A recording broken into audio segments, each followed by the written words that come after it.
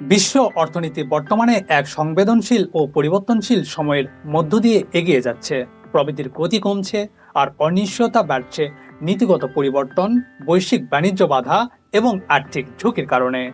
আন্তর্জাতিক মুদ্রা তহবিল IMF এর সর্বশেষ পূর্বাভাস অনুযায়ী 2026 সালে বৈশ্বিক জিডিপি প্রবৃদ্ধি নেমে আসতে পারে 3.1%।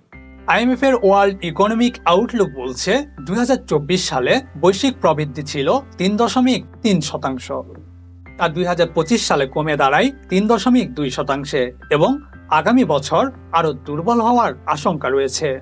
এই প্রবণতা ইঙ্গিত দিচ্ছে যে বিশ্ব অর্থনীতি এখন স্বল্পমেয়াদী গতি নয়, বরং দীর্ঘমেয়াদী কাঠামোগত চাপে রয়েছে।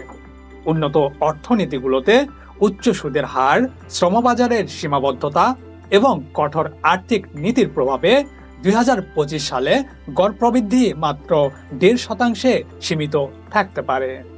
অন্যদিকে উদীয়মান ও উন্নয়নশীল দেশগুলো তুলনামূলকভাবে বেশি প্রবৃদ্ধি ধরে রাখলেও তাদের গড় হারও 4%-এর সামান্য উপরে আটকে থাকার পূর্বাভাস দেওয়া হয়েছে। মুদ্রাস্ফীতির চাপ কিছুটা কমার ইঙ্গিত মিললেও ঝুঁকি পুরোপুরি কাটেনি। বাড়তে থাকা ঋণের ব্যয়, সরকার ও বেসরকারি খাতের উচ্চ ঋণভার, ভূ রাজনৈতিক উত্তেজনা এবং আর্থিক বাজারে হঠাৎ অস্থিরতা বৈশ্বিক অর্থনীতিকে আরও চ্যালেঞ্জের মুখে ফেলতে পারে।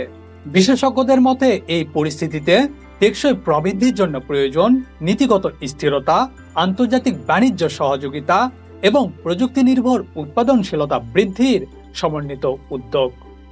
সময়োপযোগী ও সুদূরপ্রসারী সিদ্ধান্তই পারে বিশ্ব অর্থনীতিকে আবারও স্থিতিশীল ও শক্ত ভিত্তির উপর দাঁড় করাতে।